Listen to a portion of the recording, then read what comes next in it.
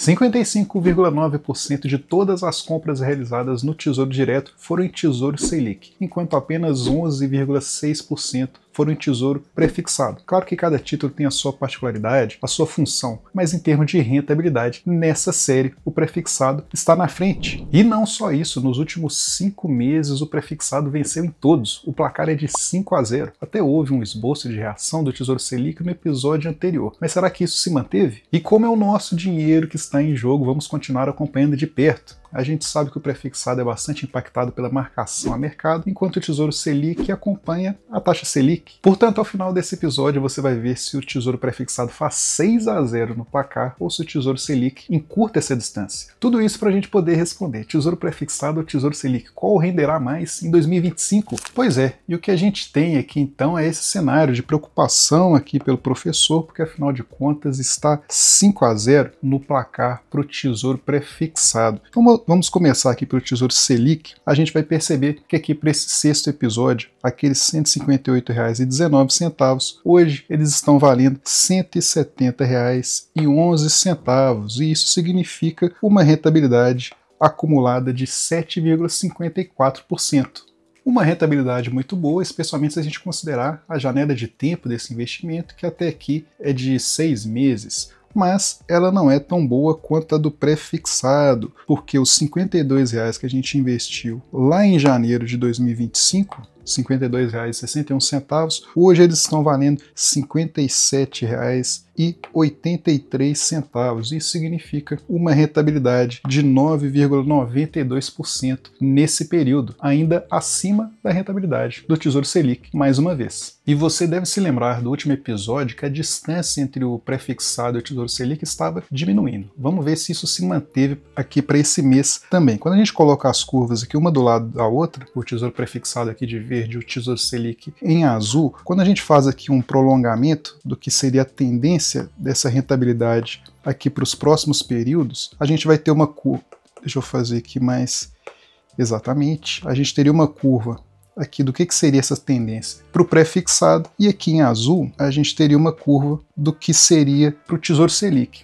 E aqui, se a gente der até um zoom, fica claro aqui para a gente perceber que a distância entre um e outro, a gente pode perceber que o tamanho, né, desses traços aqui vai diminuindo ao longo do tempo. Então a tendência que a gente viu no último episódio, ela se manteve para esse. Você já deve ter percebido que a essa altura o Tesouro Prefixado abriu 6-0 no placar, mas a gente consegue ver uma luz no final do túnel para a rentabilidade do Tesouro Selic, de que em algum momento ele possa vir a alcançar a rentabilidade do prefixado. E aqui tem um detalhe importante, que apesar da gente estar vendo aqui que de um período para o outro a gente tem uma reta ligando a rentabilidade, né, entre esses períodos, a gente tem uma particularidade aqui que diz muito a respeito da característica de cada um desses títulos. Se a gente der um zoom aqui nessa rentabilidade do mês anterior para esse, a gente vai perceber o seguinte, que embora, né, como eu acabei de falar, a gente tem essa representação aqui de uma reta de um período para o outro, aqui no caso do Tesouro Selic, representado em azul, o que a gente tem quando a gente traz aqui para janela de tempo diária, né, dia a dia, a gente vai ter uma rentabilidade aqui constante durante todo esse período. Porque como a gente já até reforçou nos episódios anteriores, para o Tesouro Selic não tem muito segredo, ele acompanha na relação 1:1 o que a taxa Selic do momento está ditando. Já para o caso aqui do prefixado, é essa montanha-russa aqui que vocês estão vendo. Então,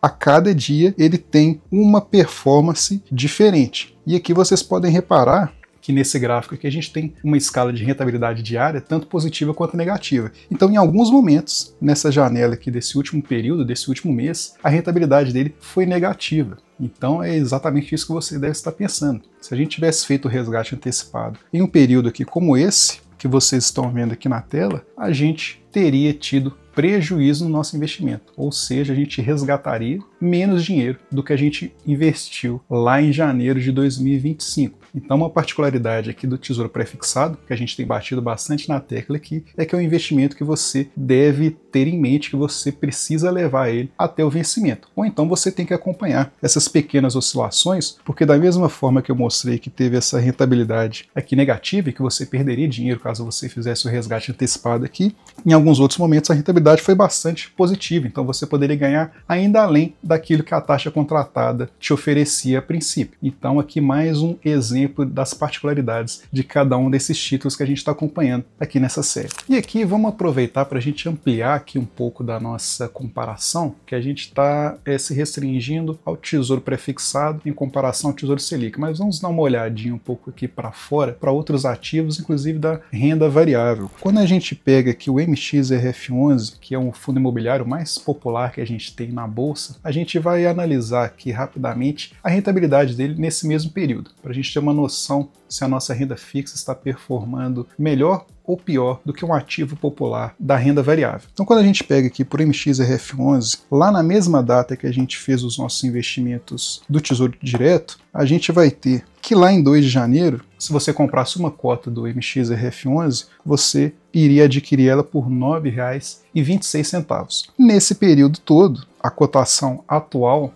desse título é de R$ 9,41. Então ele teve uma valorização das cotas aqui de 15 centavos. Então vamos guardar esse número. Um outro dado importante, que é uma característica dos fundos imobiliários, é que eles pagam proventos de forma mensal. Então se a gente pegar o que ele já pagou em proventos em 2025, a gente tem aqui essa informação do site Status Invest, que esse fundo ele pagou por cota o equivalente a 67 centavos. Então vamos guardar essa informação também. Então o que a gente vai ter aqui? A gente vai ter o valor que a gente investiu no título, que é de R$ 9,26. A gente vai ter a valorização de 15 centavos do valor das cotas, né, que a gente viu, de 9,26 para 9,41. E a gente vai ter também o ganho aqui de dividendos, que é esses 67 centavos. Se a gente fizer essa divisão pelo valor inicial do nosso investimento, a gente vai chegar, vocês também vão chegar nessa rentabilidade se fizerem a conta aí, em uma rentabilidade equivalente a 8,8%. Ou seja, uma rentabilidade também muito boa. Mas vamos comparar ela agora com os nossos investimentos do Tesouro Direto, tanto prefixado quanto o Tesouro Selic. Então, quando a gente traz essa rentabilidade de um fundo imobiliário aqui para a nossa comparação, ele ficaria aqui nessa região mais ou menos. Então, esse aqui seria a representação que a gente teria do MXRF11, que estaria, vocês vão concordar aqui comigo, praticamente na mesma ordem de grandeza dos nossos títulos aqui do Tesouro Direto. Com o adendo, né, com o adicional, ou até mesmo o agravante, que para o caso aqui do MXRF11 a gente teve uma valorização nas cotas, que interferiu aqui diretamente nessa rentabilidade aqui de 8,8%. Mas poderia muito bem ter havido uma desvalorização das cotas. E aí eu queria ouvir de você, com essa rentabilidade, que na mesma ordem de grandeza, muito parecidas, ainda assim você acharia atrativo? Seria uma rentabilidade que faria você considerar investir em um fundo imobiliário em detrimento da renda fixa? Deixe sua opinião aqui nos comentários. Mas voltando aqui aos nossos títulos do Tesouro Direto da renda fixa, tem alguns aspectos aqui que a gente tem que considerar, até para a gente poder fazer um cheque para saber se vale a pena investir em um desses títulos ou não. O primeiro aspecto que a gente poderia considerar aqui seria o de reserva de emergência. Aí eu te pergunto, você acha que um tesouro prefixado seria ideal para você colocar sua reserva de emergência? Se você respondeu que sim, você está errado. Justamente por esse aspecto aqui que a gente mostrou lá no início. O comportamento do tesouro prefixado ele é bastante volátil, inclusive trazendo rentabilidades negativas durante o período do investimento até o vencimento. Então, como é que você colocaria um dinheiro para reserva de emergência, correndo o risco de, quando a emergência acontecer, você precisar resgatar em uma dessas janelas aqui que o título teve uma rentabilidade negativa? Então, é algo assim para se considerar, de que a reserva de emergência não pode ser utilizada, na verdade, né, o título prefixado não pode ser utilizado como reserva de emergência, porque você pode ter uma surpresa ainda mais desagradável do que a emergência que aconteceu com você. Um outro aspecto que a gente também tem que levar em consideração é se você tem tolerância à oscilação do título, porque por mais que a gente saiba que segurando o título prefixado até o vencimento você vai receber aquela rentabilidade contratada, aqui no nosso caso a gente tem inclusive uma taxa excelente, né? A gente está falando aqui da ordem de mais de 15% ao ano.